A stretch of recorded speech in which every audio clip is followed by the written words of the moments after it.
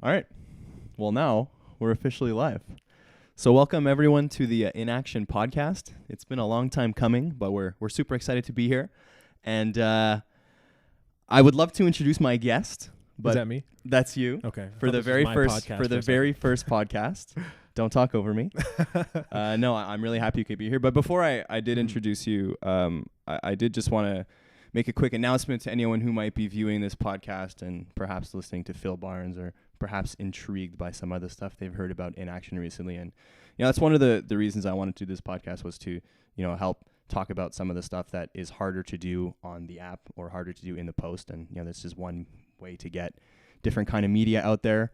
But another reason was, the world is so social media news these days where people just read headlines, and sometimes it's nice to sit down and have a conversation. And I've been lucky enough to meet some great people, who are working on some great projects. And that's really what this podcast is going to be about. Where, you can tell this is a high budget, big money stuff. And that's why I want to, right now introduce my first guest, Mise. Tell us a little bit about yourself. Can I talk now? That was a good high five. I don't want to talk over you. No. I appreciate everything you're saying. And also, I'm like, well, of course we sit down and talk. What else is there? What are other people not doing that anymore? That's the whole point. I mean, yeah, you said everything is so social media. Okay, well, I have another question. How come my bars are so much smaller than yours here? That's the volume, right? So okay. This is another great thing about this podcast. Neither of us have done this before. And, it's been fun figuring out all the different technology I needed to get. At the beginning, I kind of thought I could just plug a button in and be like, all right, podcast, let's go. And it's been kind of fun figuring that out. You're laughing because I know you want to do a podcast too. I'm laughing. I'm actually about to do a podcast, but I'm sure we'll talk about it later. But I wasn't planning on bringing this up. But it's like, yeah, you said a funny quote. You're like, all good stories start from the beginning. I was like, well, not all of them. I know. Some not the good ones. Some start in the middle, yeah. And this is one of them because we've been here for half an hour trying to just set everything up. But honestly, finally we got it. It's lie. I pressed go and we're ready to go. Have you been filming this whole time? I'm really good at this stuff, people, by the way. Yeah. Well, you got it all working now. And here like we I are. said, you can tell by the expensive budget and the time that I put to make this room come together. It's amazing stuff. Yeah, I was gonna mention I like this world map you have in the back here. I appreciate it. But anyway, enough about me and my room. I like I said, I'm really happy to have you on. Specifically, I wanted to have you on because I know that you work with a lot of not-for-profit groups, and for those of you who don't know, I used to work for one as well. And I wonder if you could tell me a little bit about the group that you work for, and perhaps also, what got you into there, and what keeps you there. Well, okay, I still work for the one that you used to work for also, which is where we met. I don't know how personal this is or how serious we're getting. But we could shout them out. Shout out to Sun Youth, which is where. Shout out. Yeah. So when did we meet there? How long were you working there? This is when I used to work for the bank, so this must have been 4 or 5 years ago, I want to say. That you worked at Sun Youth? No, and the first time that we met at Sun Youth, I was working for that internship I had, internship that I had at the bank, and part of my placement was to go at Sun Youth, and that's where I saw you for the first time. I think you came in to volunteer. Okay. Good, or maybe you're looking for a job. I don't know. Either way. I don't think that's true. I think I was there before you. Maybe. Oh, you were sorry. Of course, you were the intern. Right. Yes, I thought you were like Anne's son or something. I was like, what's going on here? You're right. You were there before me. I was like, oh, that's funny. No, that's 100% right. Yeah, so we used to work together there, and that's actually how we know each other. Like I said, I've been lucky enough to know some pretty good people throughout my life. Some of you perhaps who are listening too. If you'd love to be on the podcast, let me know. Hit me up. I forgot that it's filming too. I'm like looking at you. But yeah, am I one of the good people that you were talking about? Yeah. So anyway, am I the best one? Maybe. Well, you're the first guest, so you're the best looking. You're the best sounding. So number far. one. You have to air this content, first. Yeah. Hey, that's true. Never air another one. It's going to be the one and only INaction. So that's a terrible thing. That's a terrible thing to say to someone. I don't appreciate that. But yeah, if you could, purely selfish. To make this conversation a little bit about something that's actually going on about the world and not just us talking shit. Okay, true. Please tell me about what you do. Okay, don't make me ask you a fourth time. We'll get into it. But so I work for the other one that I think you're interested in is Y for Y Quebec. I'm interested in both of them, but particularly I haven't seen you for a while, so I was curious about the other one. Where can you start? I haven't seen you in so long. So say the name again for those of you who might not know. So it's Y for Y Quebec, or in French, Y4Y. Abbreviated. That was a funny abbreviation. No, but it stands for Youth Quebec, essentially.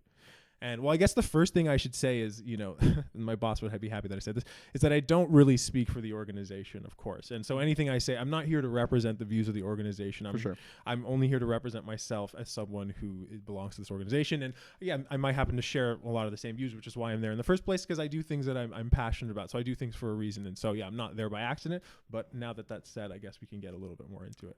That's a good point. I'm happy you brought that up, actually. Yeah. And I speak for myself. Like, I happen to be the executive director of INaction, so I can speak about whatever I want, which is great. But no, I appreciate you mentioning that because it's a valid point. But it's an interesting thing also. It's like, where do you draw that line? It's like, I am speaking for myself, and I want to, and I will never give that up, really. But it's like, as you do things in your life, as you become in organizations, or you start to get into relationships, even also, you're representing another person or another thing, and what can you say? And I never want to be limited by let's that. Talk about your relationships. Well, yeah, let's get right into it. This is like, that's a whole other podcast. That's why I really brought you on here. Yeah, this is a love show. For speaking of INaction. This is a story about love. Yeah. But yeah, so Youth for Youth Quebec. Thanks. This is what you want to know about here. Essentially, perhaps the world wants to know about this too. And the world does want to know, and they should want to know, because it's representing one of the most vibrant and interesting communities the world's ever seen. Now, I did grow up in it, and I've lived here my whole life, but I happen to be particularly, especially with everything I'm learning with my new job, passionate about the English-speaking youth of Quebec, because I guess I just like rare things, right? Okay. And what I'm learning through this whole process is that there's not that many of us out here. Do you happen to know the statistic for Montreal? What the amount of, I guess you'd say, the language that they speak at home, I guess that's probably the best way, or their first language is probably the best way to describe it, because I happen to know that most people in Montreal are bilingual, and I do actually know the statistics, so I'd be curious if you know what they are. Yeah, I actually saw a thing recently, and this is gonna, we're gonna test my memory here, but I think as far as that goes, I think 13% was mother tongue, or 8.9 was 13% was first language spoken, and 8.9 was like mother tongue or something, whatever that really. You're actually way more specific than I was. I just knew it was like 10-15%. I knew it was like something around there, but a lot lower than I expected. Me too. I was surprised. Because well, let me just say, as on the topic of speaking for myself, I speak for myself, but I happen to know that I'm part of a community, and I know that I'm, you're a product of your environment, and I'm only as good as my community. Let's just make it simply like that. That's a very diplomatic thing to say. What a great thing. No, but it's really true though, And I think, it's cheesy, but it's a good cheesy. It's cheesy, but this is why I'm here really, because I'm connected to it. I'm one and the same. So if my community's doing well, so am I. So I'm concerned with that, because really at the end of the day, it sounds really selfish, but it ends up not being that way. And on that, I happen to be part of the English speaking community, which is I'm saying I'm very passionate about it. And it's funny because I didn't realize the minority that we really are, because growing up, you grew up in the West Island as well. This is another reason we bonded, and everyone I knew was English. So I find myself saying that a lot in Montreal when people say, "Where are you from?" Especially people from here, and I'm like, "Well, I'm from Montreal technically, but I grew up around all English people." So when I want to be like finding out that we're a minority is like news to me. And finding out things like a lot of young English speakers like myself grow up in Montreal and they leave, basically. They get out of here. Yeah. It's becoming a trend, and I'm just like, anyways, that's problematic in all kinds of ways that we can get into, but that was just personally affected me. And it's not just about that, but anyways, it's simply about strengthening the community that we're part of. And, it's a bit of a political minefield, for lack of, could be a political minefield. So and I guess what I'm trying to say is we also want to integrate into the broader French community also. It's not about alienating ourselves from them. But that's good. Yeah. I feel the need to say that also, because I think that's something that people might think when you're trying to isolate the English-speaking Montreal or Quebec community. It's like there's such a French versus English. Yeah, you have to be careful these days. People get upset about, maybe something that maybe had the right intentions, but if you don't say it just the right way, or you maybe cross the line in one way or another, sometimes you get in trouble. So anyway, it's for those of you who don't know, who maybe don't live in Montreal or aren't familiar with some of the history of the city.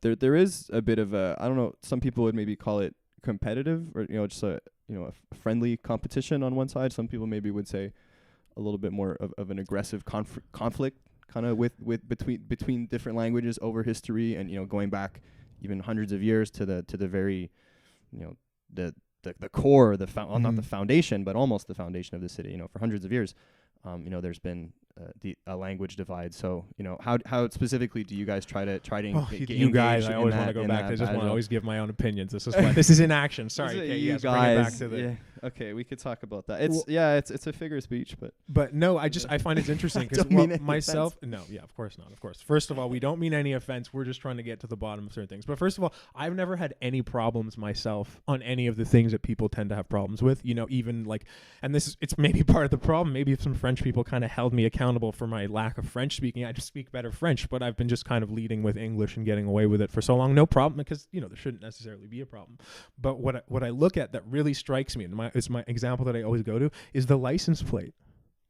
Je m'en souviens. Yeah, and it used to be something else like La Belle Province, something nice like the other ones. Everyone else's is like the beautiful Vancouver sunshine. Do you know what Je m'en souviens, the story of it? I'm gonna, I guess where I work now, this is where you want to be careful because I'll say it though. I'm not, because for myself I'm like, it's something to do with the war. This used to be French land and the English won the war. And they came over here and just kind of took over in a way that they didn't like. And so je me souviens is to say we remember that. And that's why everyone's like fighting for the language so hard, essentially. Okay. Because they don't want it taken away. I seem to remember it being some sort of, a little bit later on than that. It had to do with Les Patriotes. And it was some kind of, I guess, I don't know. I don't want to use an insensitive, or maybe rebellion or revolution or uprising, whatever the proper word is to use there. And that's where I understand. And then I think that they hung some people, and Je m'en souviens referred to the people being hung. I could be wrong, but maybe that's something that someone could fact check for me. Sure, all the viewers out there. Well, yeah, that's the first thing. We don't have a fact checker. Millions of viewers. This is the next thing. We got a tech guy, a fact checker. We got a Jamie like Joe Rogan in the back. We got like 6 people there doing research for us. Yeah, we're already doing that. No, we got to check our own facts. We'll check those later. But if that is the case, that I guess that further proves my point, anyways, because that's a lot more serious than just like the land and the language. If people were hung, then they're saying, what a dark thing to put on the license plate. And anyways, like I said, I could totally be wrong, but for some reason I have that in my head. Yeah, we don't necessarily know. Yeah. But anyways, point being, there is a bit of a rift. It's not that serious, though, right? It's one of those things like a lot of things nowadays, you hear about it more than you experience it. Like, everyone's outraged. Oh, veganism, whatever, this and that, waste. As you should be, by the way. I'm not making fun of those things. But then no one I know is one of these like vegan. I've never met anyone who's pushed any of their beliefs on me. Everyone's very cool. So I'm like, what's the big deal? So I think it's another one of those things. Well, when I was trying to be very careful about the way that I characterize the history between the French and English initially, because I've been lucky enough to know nothing really except for great people on, well, more or less, or not nothing that like distinguish one side from the other. It's like there's great people on this side and great people on that speak English, and great people that speak French, and there's also assholes that speak French and assholes that speak English. And for me, it's not really been something that's had a big impact on my life, but there are times where I do notice that other people who maybe don't speak both languages, as effectively, what a funny word to stumble over. They might have a bigger challenge, whether it be with getting mail or getting service or getting different services in the city. There, I could see how that is a bigger issue for some people who, maybe you guys are trying to speak up for, or, stuff of that nature. So, what are, I know that you yourself were working on a program where I think when I ran into you, you said that you were going up north to work on something. Yeah, I just came back actually a couple weeks ago. I've been back for a couple weeks.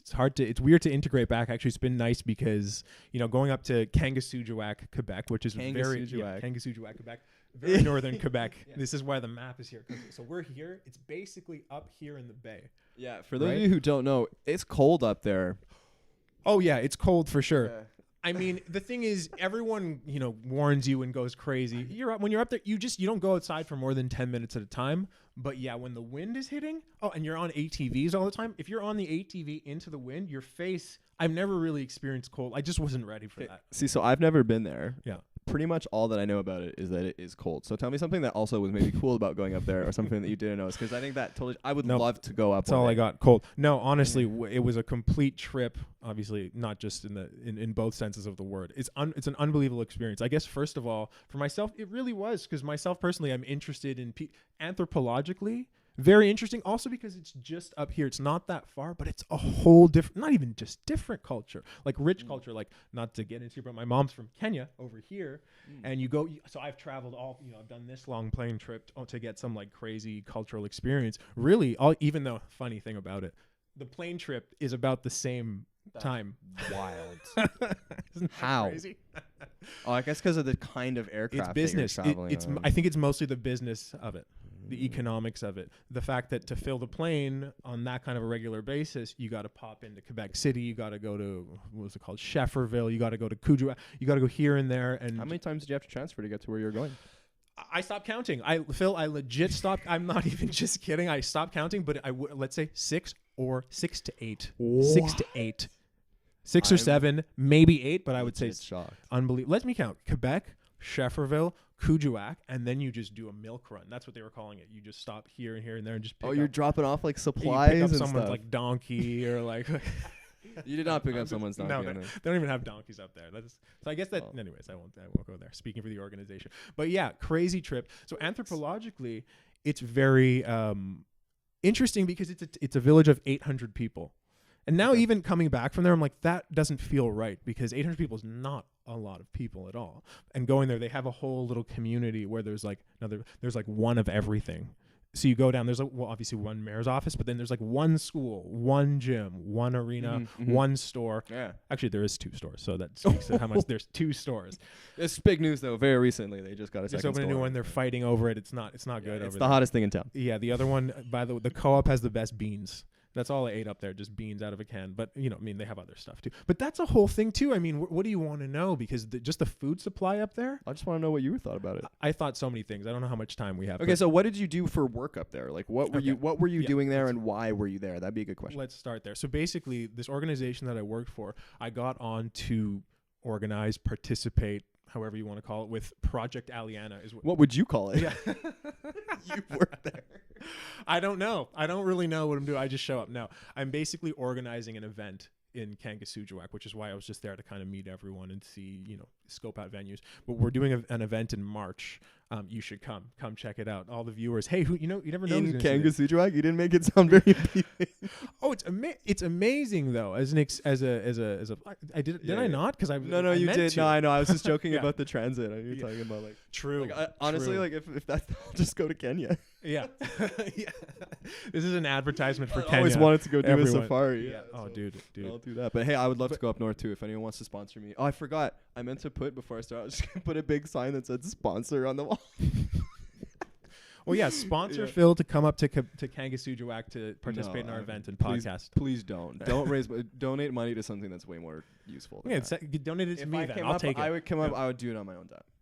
You should, and I guess you're right with the planes, but the plane ride is a bit of a safari in itself. You never know who you're gonna meet, so it's fine. No, but there's just been something I've always loved about like just the north and like the space. Like I said before, like one of the reasons for this is like the way that I look at the news and like everything's always so dramatic, and it's the headline news like crisis here, danger here. It's so nice to just go up, like picture the north and just like take a breath.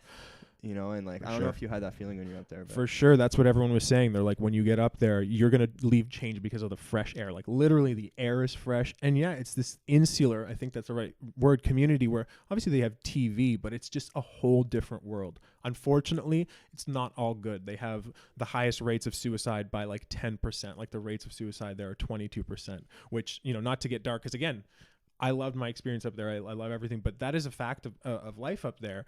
And, and there's all kinds of things every to say about year. That. Recently. I was trying to do the math growing. in my head. It's been 22% of the population on a yearly basis is committing suicide. You know what? Let me walk that back and say it's not just Kangiqsujuaq. It's not just that village, but it's like the northern Quebec. Wow. Yeah. That's a shocking number. It's crazy. And, so like you're saying, it's been growing every year. Like it was 11, then 12, then 15, then, So what was it again? Maybe I got sidetracked or I lost track of what I was saying, but what was it that you guys were doing up there?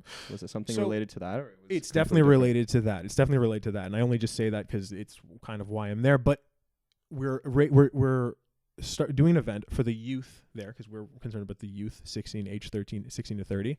And because there's a suicide crisis among young people, we're trying to kind of spark some sense of leadership within them to take ownership of their community and kind of take this on within themselves to somehow deal with it, but also, so that's one half of it. And the other half is just kind of celebrate life and go up there and just kind of not be a distraction necessarily, but just kind of, be a positive energy or a positive light in there. And even now that I sound that sounds a lot bigger and like more grand and, silly than it is when we do it. But no, I think we're going to do a lot of cultural events. We're going to have like sporting events for them too. We're just going to go up, like, when you're in elementary school and sometimes people would come in like the assemblies and do like a fun thing. Did that ever happen? We're basically just going to do that for a community for like a weekend.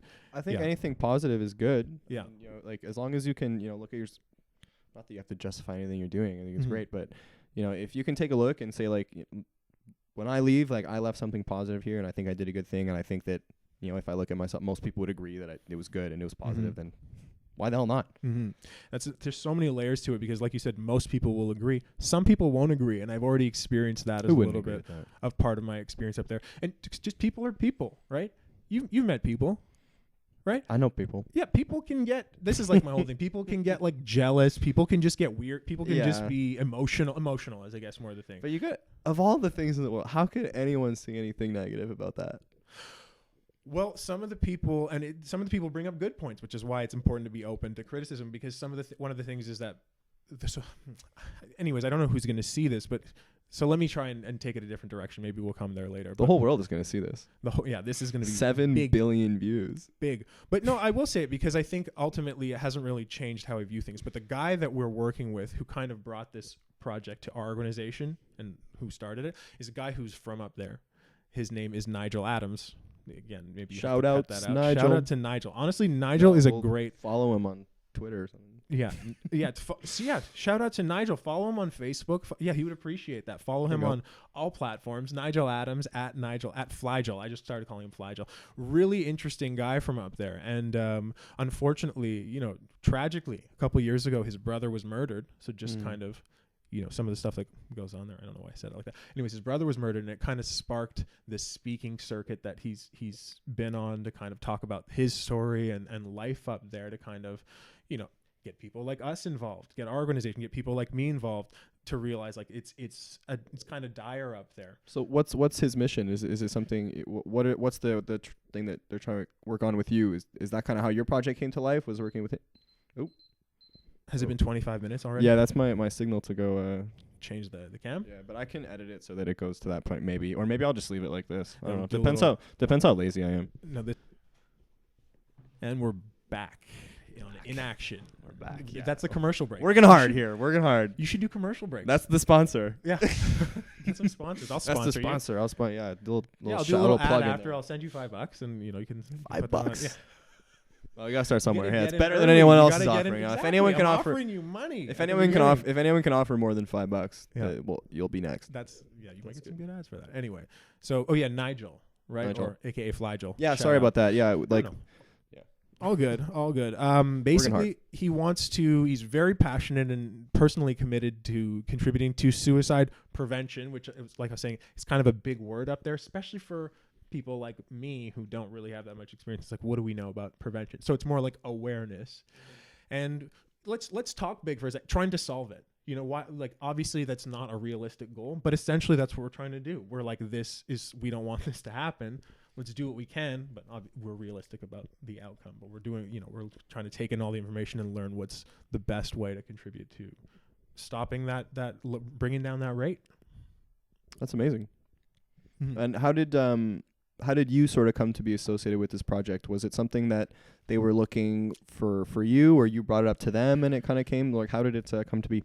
Okay, now we're getting into all the fun little stories of how everything is connected, because I was working at Sun Youth with Phil, right? And I don't know if you know what I was even doing there, but I had started this mentorship program, and that's, again, talking big. We're building a mentorship program. I had started one, and in my second semester, I never know what word to use for that. Brought on a volunteer from Concordia as a mentor, as a tutor. I am still listening, by the way. Yeah, I'm no, just putting the alarm so no I problem. can change the camera No again problem. because we're high budget here. I'm still talking either way. But Just for the viewers, so they don't know I'm not an asshole, you know? yeah, this is it for me because I already know you're an asshole. Just kidding. Exactly. Okay, no. So Mona He's Lisa, paying me for it. So yeah. Mona Lisa Paul, shout out. I don't know if we can use their names. I don't know who that is, actually. Yeah, you don't know. Her, you shouldn't know. Well, why would I say that? It's not that you shouldn't. Why shouldn't I know that? You should know. Now I want to know. But it would be weird if you did know. Anyways, it's just a person she volunteered. Great person though. And maybe we'll cut this. Anyways, she was a mentor in my program, and she used me as a reference to start working for Y4Y in the summer for one of their summer internships. And I just kind of became aware of them through that. And they were doing a soccer tournament, and they needed equipment. And Sun Youth does a lot of sports, so they asked me. And, they're an organization who works with other organizations. So another great shout out Y4Y, another great thing they do. Hashtag Y4Y. Yeah. Y4Y. At Y4Y on all platforms, Instagram. No, they're all about the Come hang out with Mise in yeah. in the north. I forgot the name of the city, Or, but or in the Montreal too. I mean, I'm here most of the time. But yeah, either way. But I did a soccer tournament for them. I went over there. Mark Garneau was there. Just he's my MP hands. for NDG. Did you vote for him? No. Actually, I'm registered to vote at my parents' place. Okay. But he happens to be the one that I live in. Okay. Yeah. And no, I did not. You should I switch did to not here. vote Liberal Vote for this the time. astronaut. I Great actually Canadian. did go see. I mean, not to switch the subject, but I did actually go see a town hall meeting with Mark Garneau where he spoke. So, yeah, I got to get up there and ask him some questions. I actually asked. I won't say it. I will. Yeah, I'll fucking say. I asked him a question about You would. a couple about marijuana, and I was curious Really? what their thought was because I was disappointed with. This is before I think that they were able to finalize the whole thing. I was disappointed with the rollout. I was curious about what they're going to do with the border with the states. I was hearing some interesting stories about people getting refused access because they had weed or they had admitted that they had smoked in the past. And I was curious about that. And, I had a bunch of other good questions, but people asked other stuff too. And I asked them about automated driving as well. Okay. How far are we from that? Yeah, exactly. And what what the regulations were. He's an astronaut. Exactly. So he's the guy to ask. Yeah. Yes. What did he say? We're 10 years out, right? Further than that probably. He didn't really answer it. He didn't really answer it that way. He just said well, we're kind of involved, but not really. You know, we're exploring the subject. He kind of. I don't think they're the government. Their role in that is really that big yet because it's not. Is the reason that it's going to take so long more about the bureaucracy of convincing everyone that it's safe and just making that's an official a whole separate battle than getting enough data to efficiently run on an unpredictable grid. We'll call it. Okay. I feel like you could just the way they paint the roads, they could put something kind of. Well, here's another question. Wire, If the automated car gets into an accident, who's liable? The company that makes the automated car. That makes the car? Yeah. Is the company really going to want to do that unless they're 100% sure it's not going to crash? Is the company going to want to do that? They stand a lot to make. I'm sure they can make the model for that such that it's still profitable to be one of those cars, and it's more just an incentive to have your shit together. And then, but if it happens, it's going to happen. But just as long as the rates are lower than the crashes that we have now. The point that I was getting at was that that's one of the the insurance is a whole other burden. First you got to convince people to do it, and then you got to figure out how the insurance is going to work, and then you got to make sure that the data is good enough. So anyway, I know not very much about automated cars, how far along we're in the process. But I've seen some models that look like they work. At the very least, they work in a semi-controlled environment, and at least the accident rates are probably much better than for people. For sure. Put it that way. But that's bringing up an interesting question. We can go. I know this isn't the way you want to go, but it's coming up now. So you already shouted out everyone on your project, so that's why we can move on. That's why you decided to come on here. No, but so is an automated crash worse than a human crash? What do you mean by that? I don't know exactly what I mean, but I guess in the way people are going to view it. The intensity of the crash? Let's start here. I'll put it this way. Sorry, you go ahead. I think I know what you're asking. I'm asking and how there are probably thousands of... Well, are people going to get more upset? We'll say at least hundreds to probably thousands of car accidents every day, which you don't hear about. But when that one Google car hit that person, it's going to be more outrage. Exactly. Google front page. So what is that? But, are we just used to people crashing, or is it somehow it's a human with human error who had responsibility? We're all taking on that responsibility of we're all people and we make mistakes. So if another one makes a mistake, it sucks, but we know it. But if a computer fucks with us, even though the computer performs at a much more effective rate than people probably, I think, from what I understand. Like I said, you only hear about that one accident when they're doing the test, but there's also a lot more people on the road than there are machines. So if you extrapolated that number to a higher thing, then maybe not. Mm-hmm. Yeah, I don't know. I feel like if you take a car accident death from both perspectives, just like a single one, it's almost, I can feel like people would have an easier time palading a person doing it themselves. Here's the other thing. If all the cars on the road were electronic, then it would be a lot easier to plan the data. Right? Because they'd be all reading each other. Yeah, they'd be all in sync. Yeah. I'm telling you, you know what? Change that. Can we start an organization? Why for electric cars? Why for EC? Yeah. Hashtag Elon Musk. Yeah. What up, dude? Come to Montreal. English speaking Montreal. Sponsor me. Elon. Sponsor me. Elon. Come here. Elon. No, I want Joe Rogan to sponsor me. I gotta get on. Yeah? Oh my God, that'd be the dream. Oh my Get God. on there. I got like 3 million people for my app there. That'd be huge. I was at a comedy show and one of the comedians, they were just like casually like, yeah, he was on Joe Rogan. And I was like, really? Did you hear? Shout out Pantelis. Yeah, that's like It was cool. the best way for like underground people. Be like, get on I checked it get out. on the map. This is all coming to full circle, I think. Let's hope. But I checked out because I was like, how does this guy get on Joe Rogan? He was great, but I was just like, Joe Rogan has the biggest people. He's just like, anyways. Yeah. He was with this comedian, Mike Ward. You ever heard of Mike Ward? I do know Mike Ward. I think he's from Montreal, if I don't. Yes, I think so. Around here, definitely English. Well, he's very bilingual, but do you know what happened to Mike Ward? I know that he got sued and or civil suit or something for. You can say. I was hoping that you could say it better than me, but basically, I think from what I knew about it from one of the comedy shows that I went to. All the comedians, you know how they're on about this thing now, like free speech versus PC. PC, free speech versus PC. And he was he's like this beacon of that, for them. He's like this.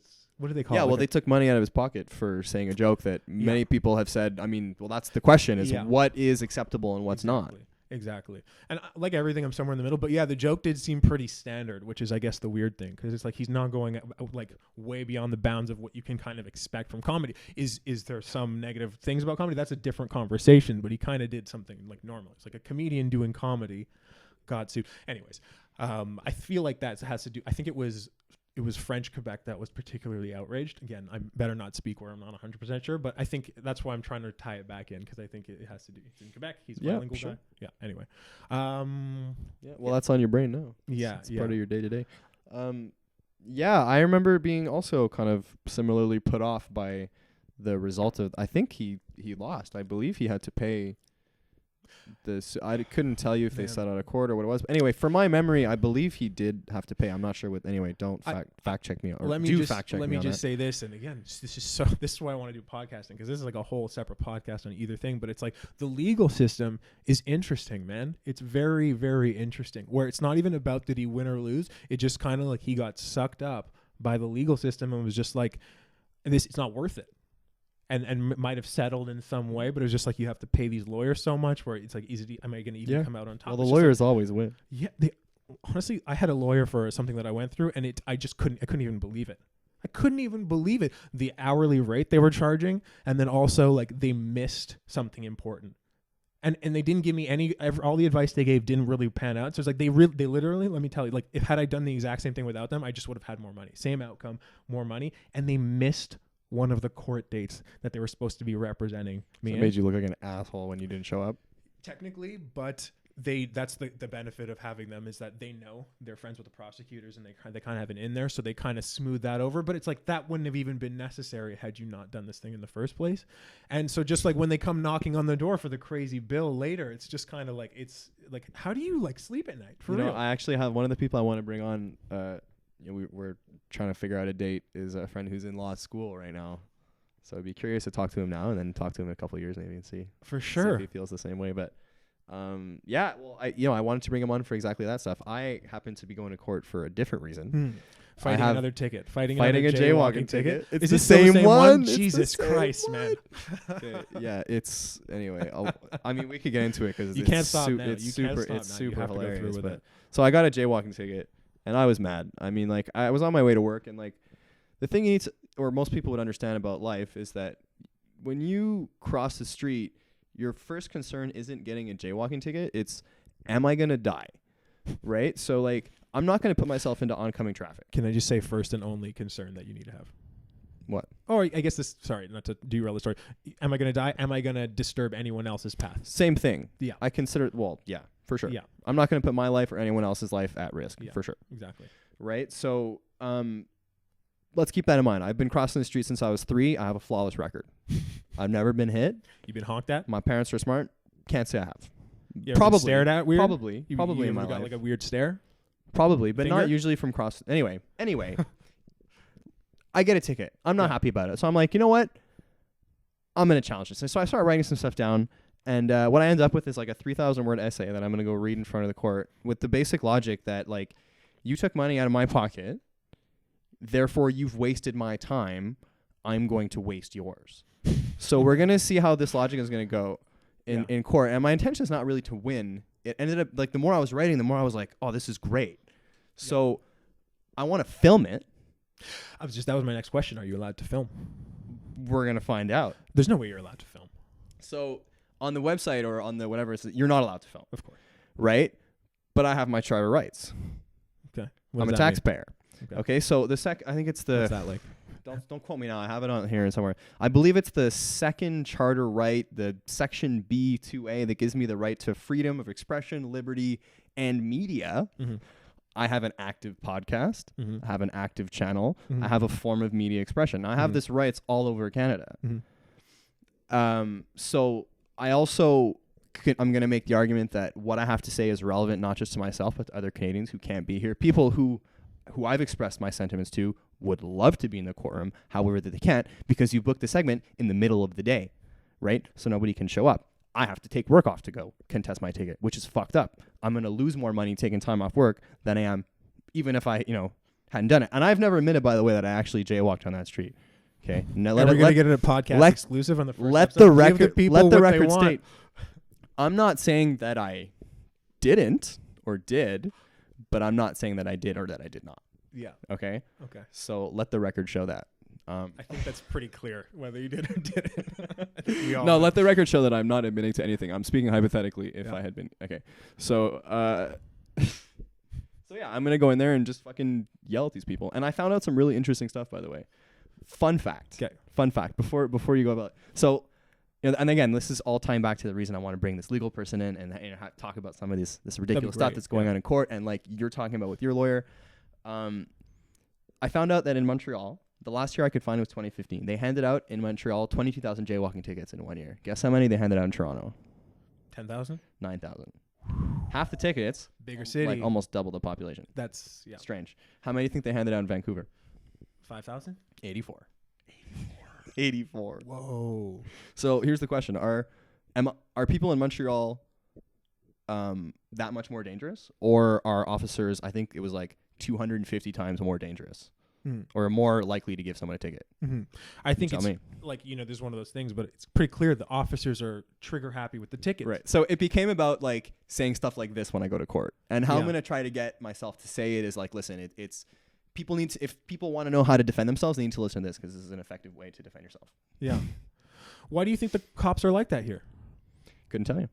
Do you think it's just part of it? Because I know that they have these quotas. Everyone's talking about the quotas. I bring that up in my speech too. Yeah. Is it just all about that? They have maybe a higher quota here?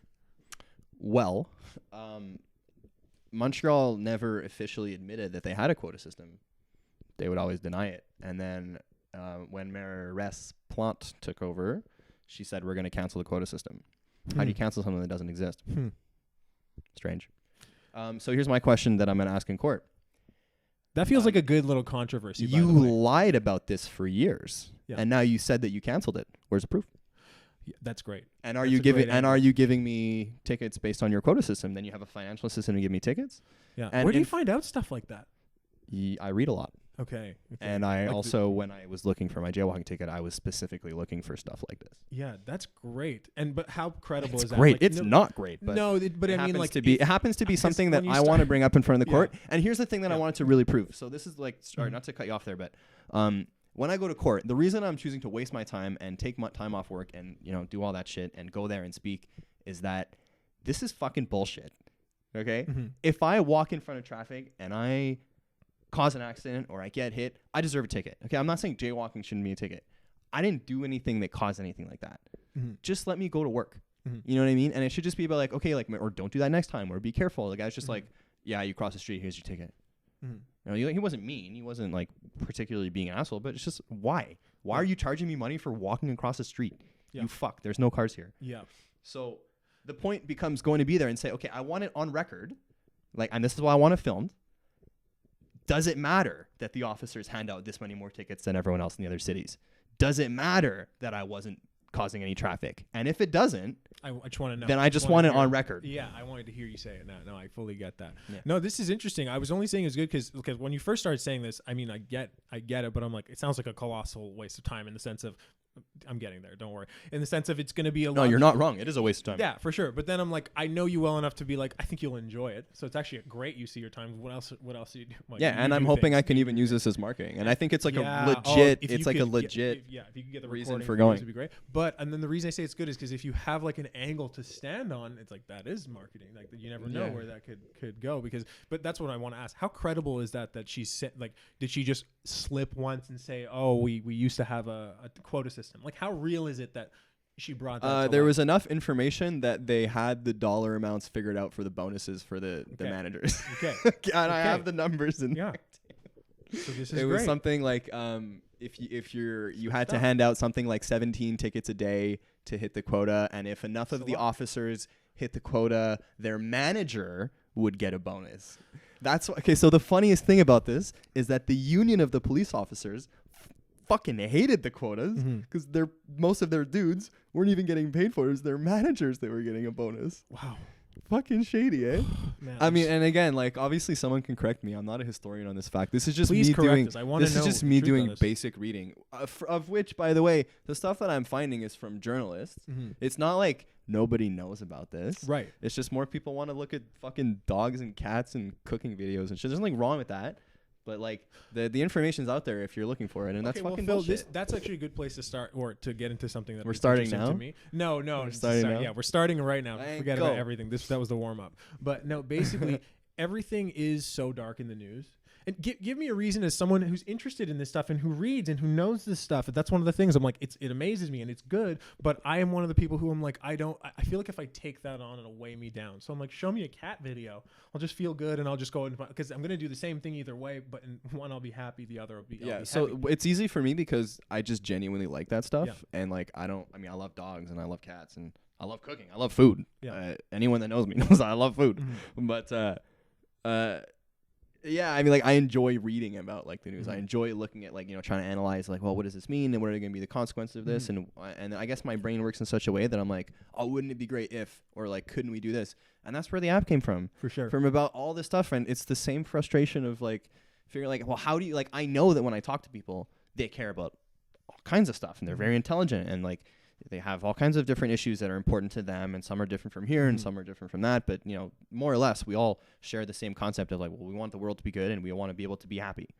Everyone across the world shares that. For sure. So how can I find a way to make it easier for people who wouldn't normally seek that information? How can I make that easier for them to consume and get their point across? And that's where the app came from. That's perfect. That's exactly what you're doing. What a pitch. And I feel like, and that's great. But what I want to ask you is one level further, because I think it would be better if we all are more interested, but I understand not being interested. So just like quickly, as people who are clearly very interested with the app and what we're doing. Let's do both. Convincing, of course. But let's do the other right now. You did the other one. You've already got the app, but give a short or pitch or to convince people why they should care. It's coming. It's coming later. Stay tuned. Not coming in the sense that like, oh, I got some sneaky stuff that's about to drop. Just it's more in the sense that like I'm not a marketer and like I'm doing all this for those who don't know, I'm building an app and I'm it's in one sentence it's voting, but like social media for voting. So you can vote, but you can also see what your friends voted on. And so the tagline is it's democracy for the 21st century. So the purpose is to ask you in one or two simple questions, yes or no, or, multiple choice, 3 or 4 answers, your perspective on some very general but very, important questions that with that information, it can help guide or help shape the world that we live in. Or at least you can put the numbers up and you can lean on decision makers and say, well, if 80% of people are saying this, why are you doing that? So that's what hopefully the plan for this project came from. And I kind of forgot your question. Me too, honestly. Am I going to make content? No, I don't have videos. No, but like, even are you going to? I'm asking you in this moment right now. So that's what I'm building. Yeah. So that's what I'm building, and the pitch is going to come with like I'm trying to get little graphs that I can show out, little information. I'm trying to throw some stuff on social media, some numbers. I'm trying to find out what works and like what people are going to be attracted to, and I'm fucking having a terrible time. I tell you it's always that way. But you know, like that's gonna come. You know, like Yeah. I'm gonna find like a way to make a video. The podcast is one way of doing that. We're doing Yeah. that now. So yeah, there's gonna be a ton of content going. And this is my dream. So I got all kinds of stuff that I'm gonna put out. And No, it gonna really be is fun. great. It's a beautiful thing, and that's like I think the number one thing. You know, you're that probably the reason that I'm here and kept in contact with you is because you've always had that energy of the doer kind of vibe. It's true though. You know I appreciate what I mean? that. And I'm happy I give that vibe off, so I don't feel that way all the time. I'll tell you and that. I guess I'm like I feel like I have that same thing, and I look around and I don't understand. I feel like other people are weird for not. I don't understand why someone wouldn't do that kind of thing, but most people don't. But you're just kind of taking things. You're like taking in everything and kind of putting out your own, not just spin on it, but version on it. Like you're here with it. I can't even explain something like this. I appreciate that. I really do. I don't take compliments very well, but I appreciate that. Yeah. So I guess you did understand what I mean. I feel like I didn't wrap it up, but it's like you're taking part in the whole thing, and it's like, why wouldn't you? Just it's the most interesting thing. Am I taking part? We were kind of talking about this before we jumped on, when we were getting into our little pregame rituals before we jumped on the mic here. I don't know. Am I weird for like not liking just like hitting like on the dogs and cats and shit? Like I just put that in a category because like when I look at social media, I like 90% of the stuff I see is geared towards that versus me who's like, yo, I'm like, let me share this news article that I just saw. Yeah. You know, and you know, there's a couple of us out there, and you know, I love interacting with those people, you know, whether they agree with me or not. I think it's just, again, it's stuff that I enjoy. And, you know, I think it's great. I'm very happy that you enjoy engaging with some of the stuff that I do. But, you know, I often ask myself, I'm like, am I the weird one? Maybe I am. That's what I'm saying. It's this whole concept Maybe of weird I versus normal, where technically you are, and maybe technically I am, and we're weird for thinking that we can like make a difference or trying to make a difference. Sure, statistically I won't. It's weird because people don't do that. And statistically we won't, and statistically people just don't engage in that. And you know, I met them. No one really wants to do it, but it's weird. But it's weird to me. Just the concept of normal is weird to me to begin with too. But that's a whole other thing. That's like some Inception shit right there. Like, you know what I'm saying? That's like not the right word for it, but that's like a whole different podcast. What's something that's like inside of itself? My brain's not working very well right now. Like a Russian doll. I need to pee. Yeah, that's not a bad. You know what? I gotta turn the clock off anyway. So and restart it. But hit play, and then the world is not well. Now the soothing sounds of Mise going to the bathroom. All right, we're back. We are back. We're back. I don't remember what we were talking about. I have no idea what we were talking about. Oh no, I guess I was just trying to say. I felt like I got caught in it, but just it's good to hear about your app because I've talked about it before. It's a good thing. It's the kind of thinking that we need more of. It's more. So to me, that's what I'm saying. That's why I'm asking you to explain why I do this, because to me, clearly that's where we're blocked at. People aren't really connected into this. And there's so many theories why. I was just thinking of one right now. It might just be the fact that like we're raised on Santa Claus. If that makes sense. Do you know what I mean though? It's like we're raised in like we have a fear of whatever. And like they're giving us like a shelter or just like another world to be in. And then so when we come into contact with the real world, it's like we don't really have it's a disconnect. And I'm like, maybe it's a mistake to do that. It's just in the beginning to have people to be involved so that they, because point being is if everyone takes part or takes just the interest in it, even a little bit more interest, we would have so many less problems. You know, like that. We have so many like needless problems. You're preaching to the choir, my friend. But yeah, you're right. But your question preach to that choir. I guess your question, because to me it's self-evident, right? Like it's just something that like this is what I want to do. Yeah. But if your question is how do I explain that to someone else, or how do I convey that message to the masses, to the audience? Because obviously at some point I'm gonna have to be able to reach out. I was gonna say reach out of my social network, but first reach my social network. You know, because start one, like have one, get one. No, but I mean the way that you kind of spread this stuff now is like, yeah, I can go out and talk to people, but it's fucking cold. And you know, the launch was supposed to be a lot earlier, and it was supposed to be before the Canadian election, but that anyway, we got some timeline delays there, and so it ended up. Well, I ended up like starting to go public with it on social media in. I think January 1st, I think is when I started. I was like, all right, well, the new year. I like it. January 2020. New year. Well, I was like, everyone's going to wake up hungover and they'll be on their phone. It's like, is that what you actually thought? Well, because I had it, but like, politics. It was at Christmas and I was like, well, it's ready, but like, I'm not going to do it on Christmas. So like, I was like, well, let me like prepare a little couple things. And I was like, all right, that's a good day. And I was like, yeah, it'll be good. They'll all be on their phone. And also thinking, because my birthday is December 31st, I was like, they'll all be like, that's perfect. They'll all be like thinking about, you know, Phil Barnes, because it shows up on your social media. That's so. Can we say that's narcissistic? No one. No one cares. No, not at all. But still, it's so funny because people who like I don't talk to always say happy birthday, like on Facebook and stuff. True. I think I've kind of shut that. Like started getting weird to me. Where it's like we haven't talked. I don't look at that stuff either. But like. Yeah. Anyway, so I was like, that's like maximum return on value for like when I want to launch something like this. And anyway, like I said, mixed results for me, but I'm super it's happy an to be interesting doing it. thing you're bringing up, because honestly, to start anything from the ground up is hard, right? And it's like, how do you even really do it? There's no one really kind of gives you a blueprint, but there are some kind of things you can do. I know the things that I'm doing now. There's these kind of fairs and conferences, and I'm like, that's really at something like this. That's where it's at. It's expensive to get in. Usually. Okay. Depending on the conference you're going to, but usually you have to pay for like the entrance to get around those. For sure, the bigger ones, but I'm like, there are smaller ones for sure. Like even at universities, and it's just like that's you know, practice going to a conference and selling your, you know what I mean? Like that's how you do it. You start doing any kind of thing you can like that.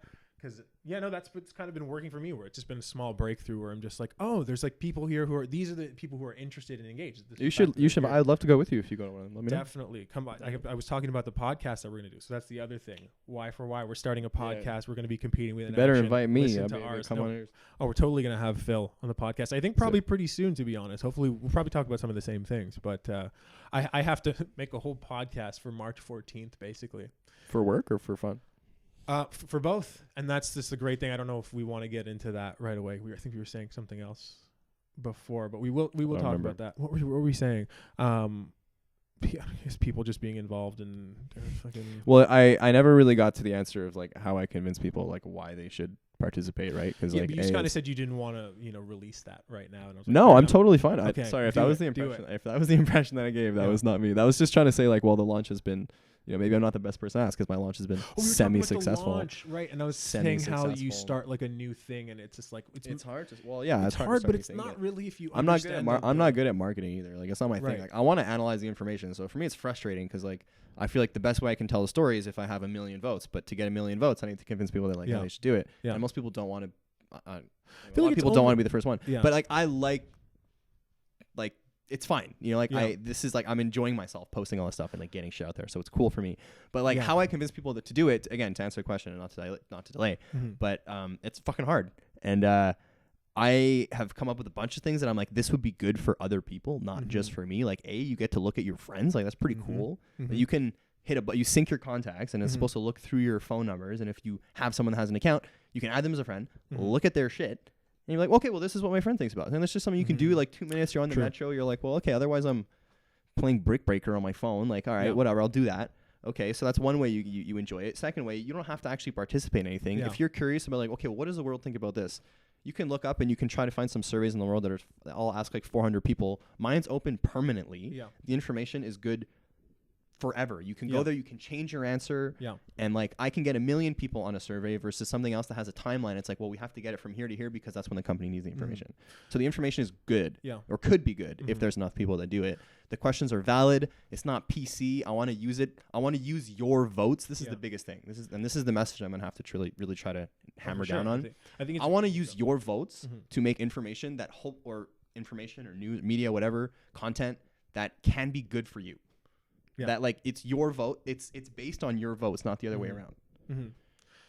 Honestly, that's great. Like you have me convinced because I think I'm already in the step. But I'm like, but before that, why should they give a shit? Why should they care in the first place about being involved in their politics? Who else is asking you? And like these decisions are impacting your life whether you like it or not. Yeah. So who else is asking you to like not give any money? They're asking for your opinion, and that's it.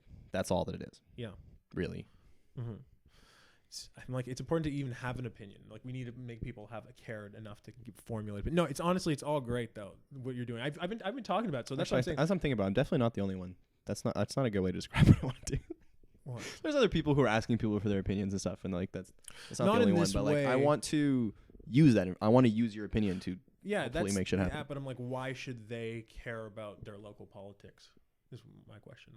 It's not local politics, at least not yet. That would probably be a longer term vision where I can actually like, if I'm able to have like a staff and like different international staff, even more so, you can really hammer down on some of the more local stuff. And ironically, for anyone who is choosing whether or not they should give a shit about some of the stuff that's going on in politics or around the world, you're probably much better off getting involved at a local level because you can actually make a much bigger difference and you'll actually meet people that live there. Yeah.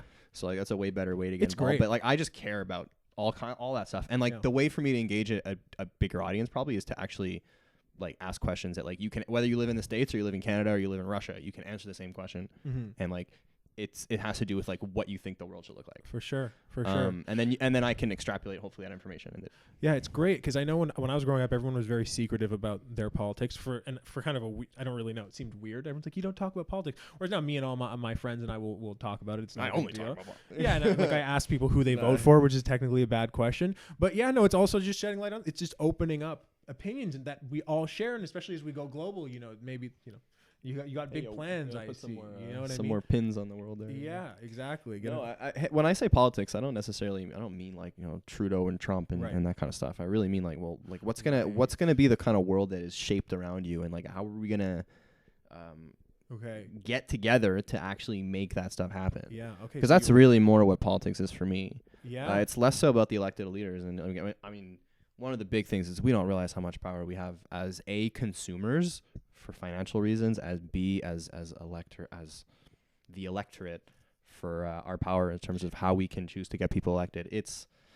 They've made it hard to get elected, but it can be done. It can be done by people with good intentions, and I think that can not that there aren't people with great intentions out there. I really think that there are, but the dominant narrative is toxic. Like people, name me one group in the world that people hate like more than fucking politicians and terrorists, maybe like and fucking politicians, lawyers, like right underneath there. But like, isn't that a weird? Nobody trusts them. Everyone. Isn't that a weird juxtaposition that's always kind of been there, even with like other professions like lawyers and stuff? But politicians is especially big because we're electing these like leaders who are who we look up to as role models, and B are taking control of our shared society, and therefore like us. And then, like, so everyone is like, we can't trust these fucking lying politicians. So quick to just turn on them. And it's like, what? Does that not make any sense in the first place? Not to me. Yeah. Not to me. It's crazy. But like you're saying, there are probably some good ones. There are more good ones than bad ones, by the way. And, like, I don't want to come off as the conspiracy theorist who freaks out. Oh, fucking politics is rigged. And sometimes, but, like, more often than not, it is good. The thing is, and, like, some of it's just, like, it's just so fucking hard to get anything done. Yeah. Especially the bigger the project, the more people you have to get involved, and then you get some of these fuckers in there who have got their hands out, taking anything they can get their hands on. We should have another podcast in a year about like getting stuff done, and we can kind of check in, see how far we're done, because I'm in that process right now where I'm like, I have things that I want to do, and I also feel like if not me, who could really do something not that, and no one else could, but I'm just like, I could do this, and I'm just like, oh, I guess things really are hard. Like, how does anyone do anything really? I don't know. We'll see. I'll let you know how things went after, because I'm doing a lot of, starting this podcast. So are you. Yeah. We can kind of see. So what would be your goals for like if you can come back and you put one on here now and you said, this is my commitment for the next year. I want to come back. To be honest, out of all the projects that I'm doing, I've mentioned a couple of them now, at least the big ones. This podcast thing has just kind of come in unexpectedly, and I just feel in some way ready for it, or like I've kind of manifested it, and not that I meant to before, but when it happened, I was like, this just feels meant to be. I can see the future. You know what? That's when it feels like it's not that hard, and I can kind of see the growth, like in the distance. Future? I guess my future in the context of that and where that might take me. Who knows what? No, I don't know my future, but I'm like, this makes sense. There's not this already, and I'm like, and it's like. It's not even cocky, but you're doing the same thing. We can talk about that too. But it's like, who else but me kind of thing. Do you feel that? Why else would you do it? You're kind of like, I could do this. Yeah. You know? When I'm feeling confident, I feel that way. Yeah. And then sometimes I'm like, I'm a fucking idiot. I should have gone to law school. I should have done made smarter decisions. Yeah. No, as it gets further, do you feel more that way? As you get further into it? More the highs and lows are, well, like now I'm going through like, I guess an anxious or a stressful time. So I'm like, more highs and more lows. Yeah. Or sometimes I'll drop something. I'm like, that is a genius question. Like the world's gonna love that. This is the one. This is the one that's gonna. I guess going viral is what everyone needs now, right? That's what making it is. That's it. But that's why you gotta think outside the box. This is the one that's gonna go viral. You gotta tie this to a cat video. Or you gotta film inside that. You gotta bring a cat into the courtroom for your jaywalking ticket. Yeah. You gotta get like a cat kitten. Like you gotta get a kitten to get a jaywalking. Yo, I'm still at the stage where my integrity is so high that like I'm like I have a vision for what I want to do and this is how I want to do it, and like maybe that will change over time, but again, that's the thing. That's a very naive. It's kind of like at what you're. It's kind of like what you're talking about though. Like there is this like self-confidence that like this is kind of the way I want to do it, and like this is the way to do it. And I'll learn. I'll get smarter. I'll figure out how this worked. This didn't work, but there are some things that I know that I don't want to do. I'd rather fail than do certain things, and that. Me too. I think that's how I ended up here. On somewhere along the road, I was just like, I would rather fail than do. Yeah, a lot of these things that they're asking me to do. I'm trying to think of an example, and like one of them. Fail at something else. Well, because I kind of equate like marketing. A lot of it is like sales and stuff. I was never a good salesperson. Mm-hmm. Anyone that hired me as a salesperson, I'm sorry, I fooled you in the interview to think that I could do a good job, but I'll never take another like sales job again, except for this. Well, you got to sell anything at the end of the day. Well, I mean, yeah, like I can sell like I can sell a good idea, but like something where I'm just like calling people who don't want to hear what I'm talking about. I can't do that. I've done it. So I have no energy for it. Yeah, it kills my soul. Like I can't even do it. Couldn't do more than So I was trying to think of like what would I not do to be successful at this product or this project. Sorry, and I was I had one in my head, but now I forgot. I'm thinking about other shit, but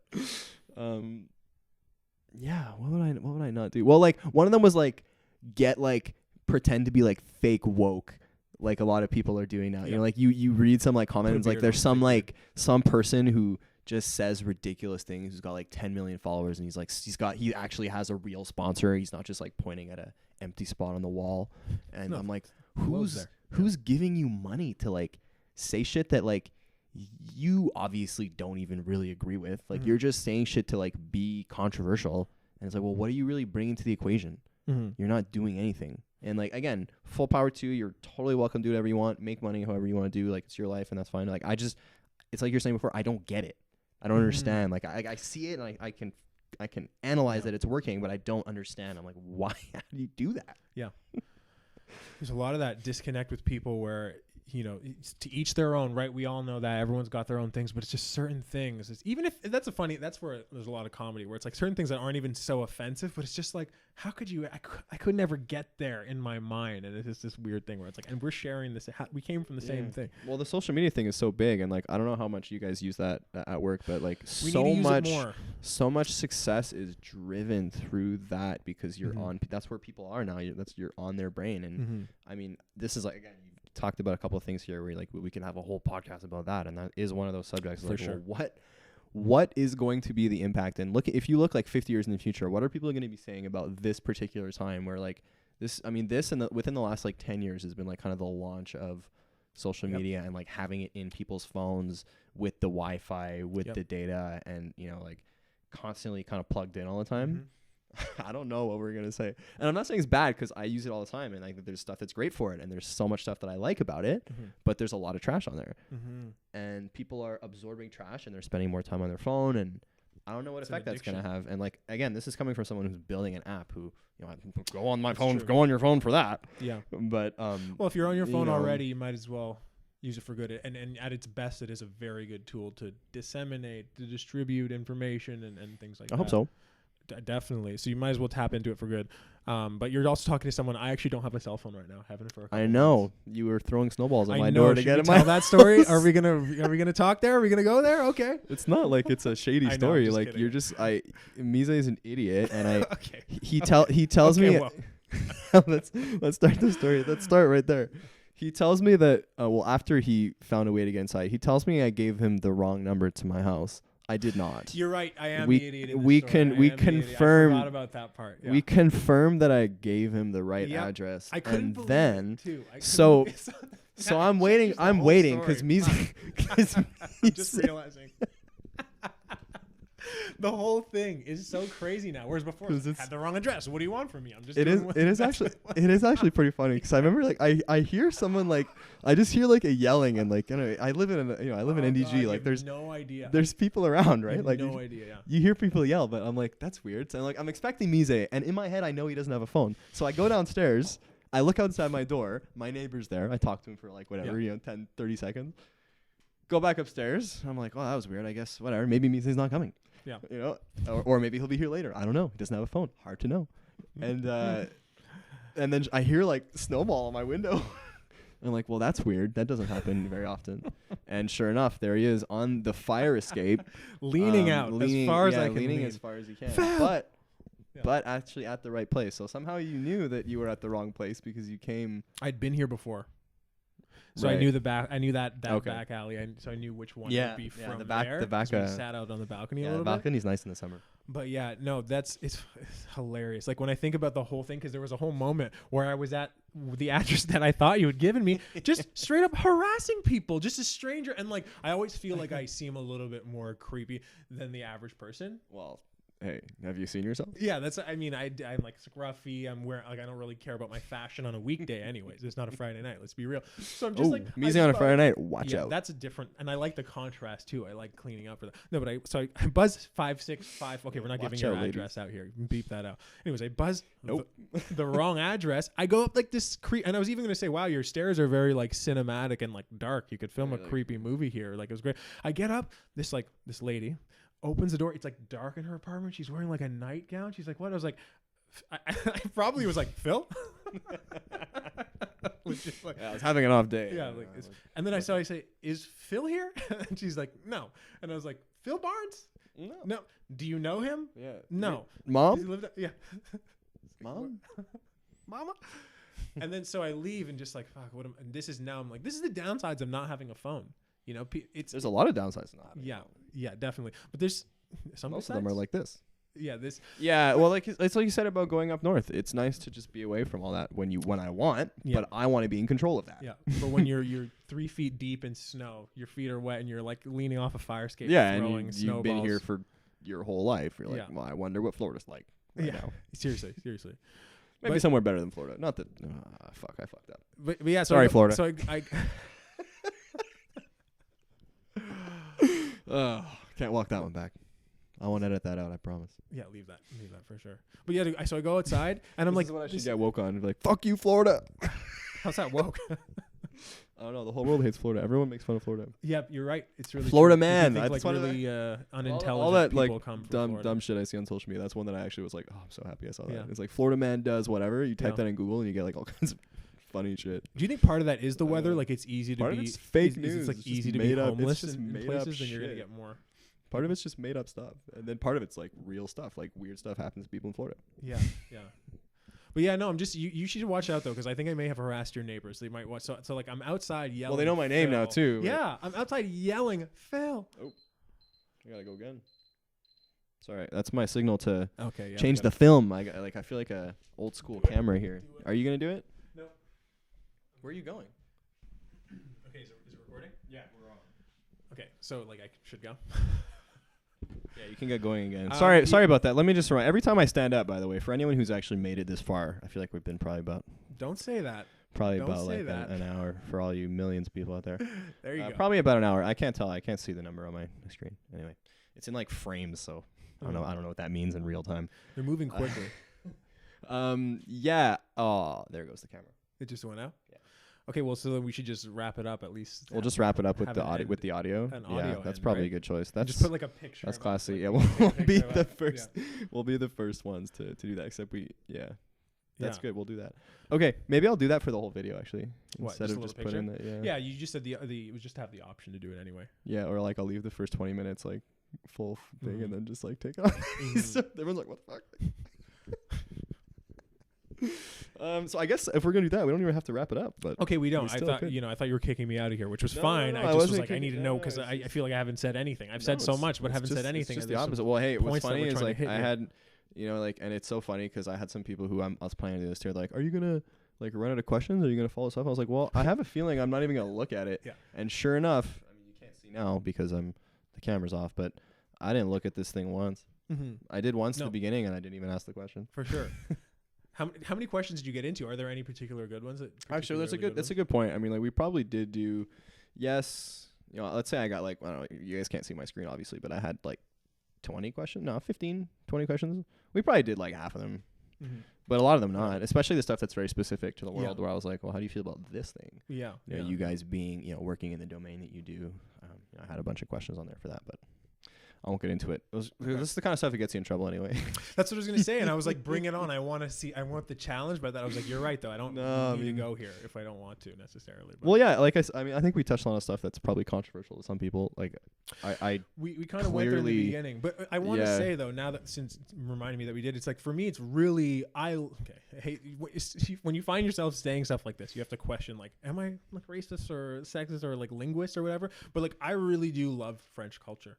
Like, I think it's really fun. And you were saying, like, there's no differences, you know, like, where you're saying the differences that weren't there. But I think there are some differences between English and French culture. And I'm like, I'm happy that I got to experience both. Like, I went to French camp as a kid. Like, I really do love it. I wish my French was better. And that's kind of a sad thing that I get to miss out on it. But, you know, in one way, I think that French people are more fun, not to be controversial. Not overall, but like when I was at, and maybe it's the camp influence, but I felt like they were more animated. Let's say that. I think that like your average French person is going to be more animated and like talky and loud. Maybe. And I was like, I appreciated that. Maybe. I don't know. So anyways, I just say that because I'm like, it really is in the interest. Like for me, as someone who represents the young English speaking youth of Quebec, it's almost like if not, you know, one of the first things that I'm going to be like, is like integrate with the French, integrate into the rest of Quebec. Don't have that, you know, don't participate in that. Well, combative you probably know just as well as anyone that some people would disagree with that.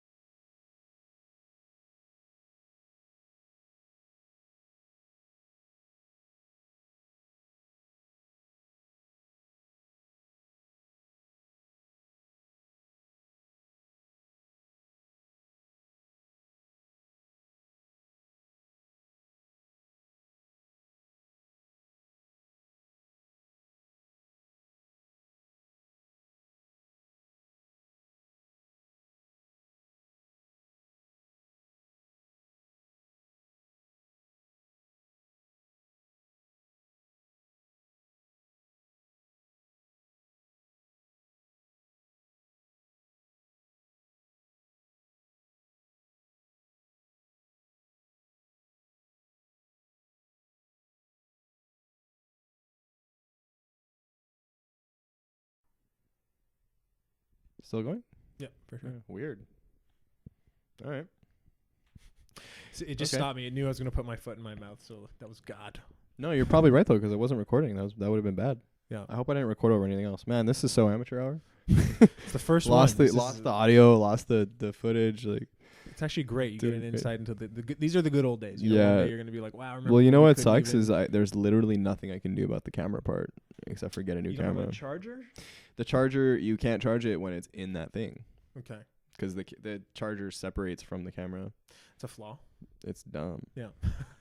Canon. You're supposed It's to. probably honestly I could probably Is just it a use new my camera? phone, but I'm contemplating just not even putting the video. The video probably looks like shit anyway. I mean, we look great. We like obviously the world needs to see It's so the well way that we framed look. But too, but whatever. It's all good. I mean, well, put we'll it, see. don't put Anyway, it. we'll see. Maybe I'll just put the the picture. at the end. highlights.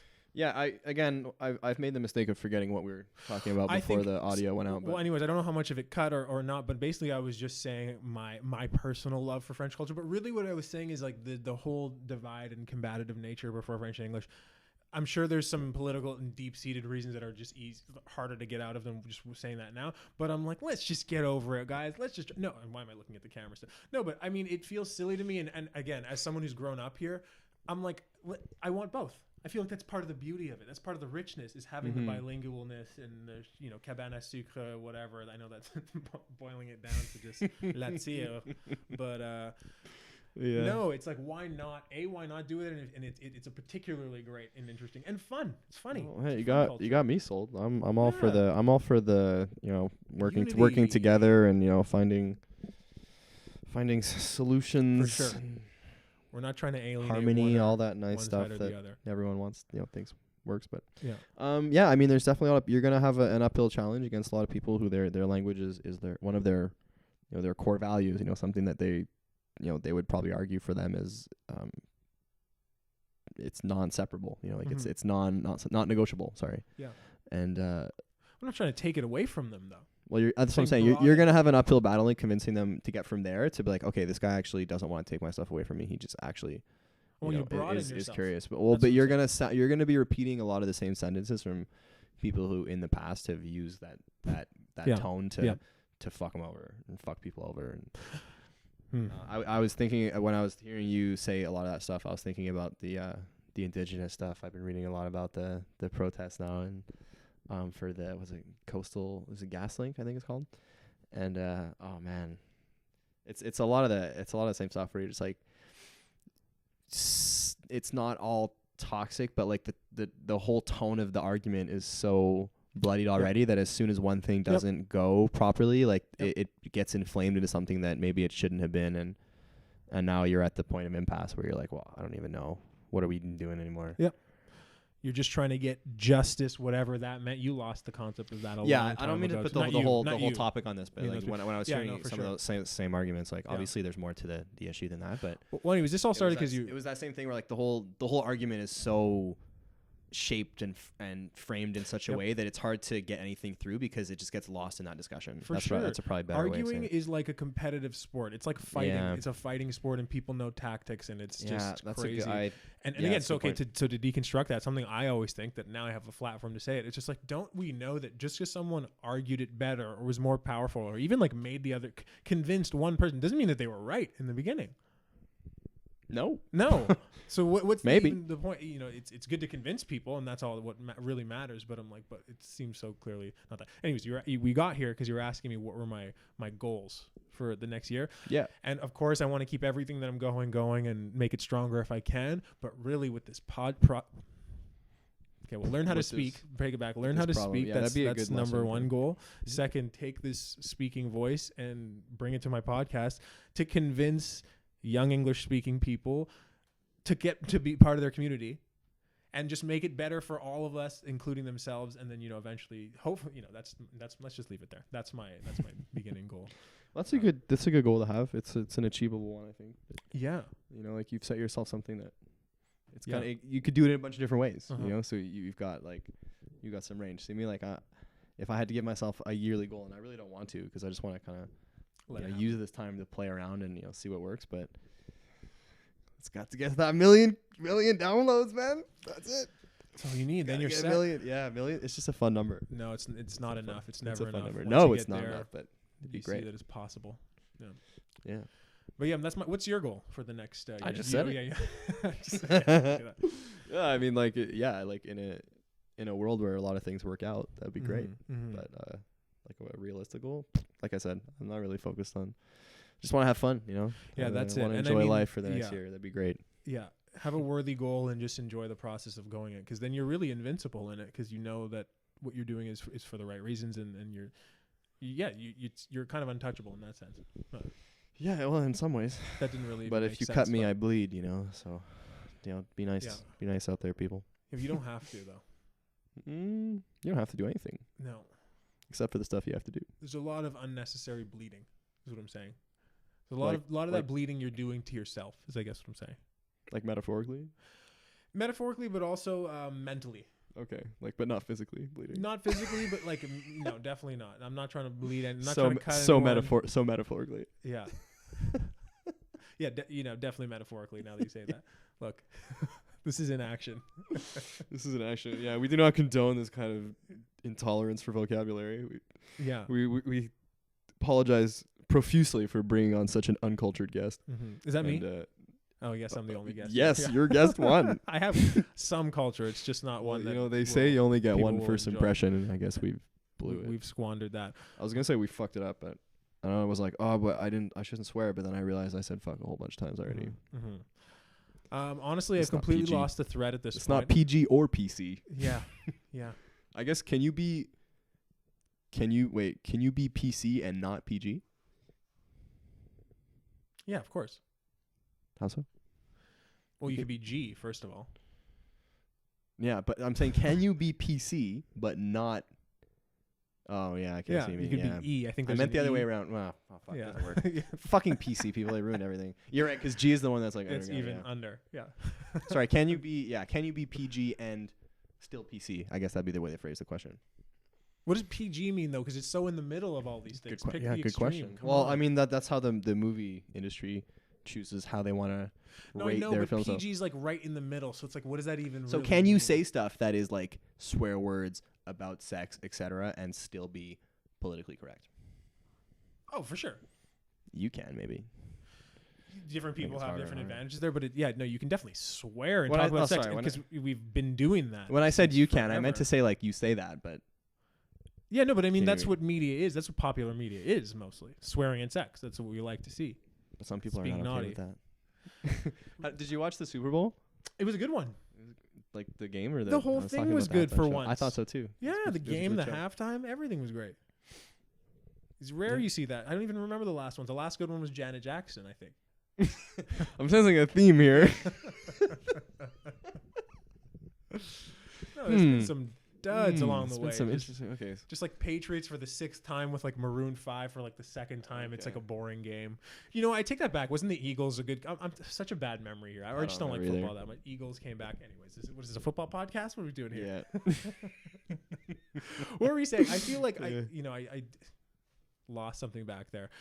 Just saying how if you're doing things for the right reason, you're like untouchable. It's kind of like on the like journey, take the journey and love the journey. And I'm like, I kind of stopped there, but I'm like, why are you invincible on the journey? Like if you're just someone who's oriented for the journey, why are you invincible? I guess that's it. Cause that's what this really is. There is no real destination at all at the end of the day. I hate that I said this on the podcast. Damn it. This So is just philosophical. no, but it's like philosophical, So like philosophical. Yeah. basic philosophical. You just need to have like a better context for saying that would have been like in a stoner circle Yeah.